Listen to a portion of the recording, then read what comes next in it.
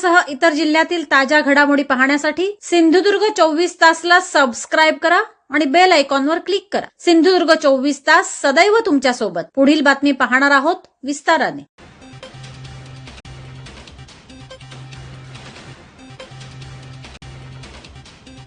रत्नागिरी सिंधुदुर्ग लोकसभा मतदारसंघाचे इंडिया महाविकास आघाडीचे उमेदवार खासदार विनायक राऊत यांच्या प्रचारासाठी माजी मुख्यमंत्री शिवसेना पक्षप्रमुख उद्धव ठाकरे यांची भव्य जाहीर प्रचार सभा उद्या शुक्रवार दिनांक 3 मे रोजी सायंकाळी 6 वाजता कणकवली उपजिल्हा रुग्णालयासमोरील मैदानात नरडवे फाटा नजीक होणार आहे।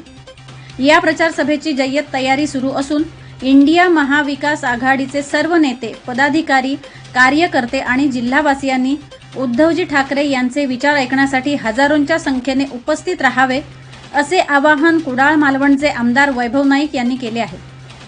आज आमदार वैभव नाईक यांनी सभास्थळाची पाहणी केली व नियोजनाचा आढावा घेतला। शिवसेना पक्षप्रमुख उद्धवजी ठाकरे खासदार विनायक राऊत यांच्या प्रचारासाठी शुक्रवारी उद्या 3 मे रोजी संध्याकाळी 6 वाजता या मैदानावर येणार आहेत। उपजिल्हा रुग्णालयाच्या समोर या मैदानाची तयारी आता पूर्ण होत चाललेली आहे आणि हजारोच्या संख्येने लोकांनी यावं असं आवाहन आम्ही शिवसेनेच्या वतीने, उद्धव साहेबांच्या वतीने आणि विनायक राऊतांच्या वतीने करत आहोत।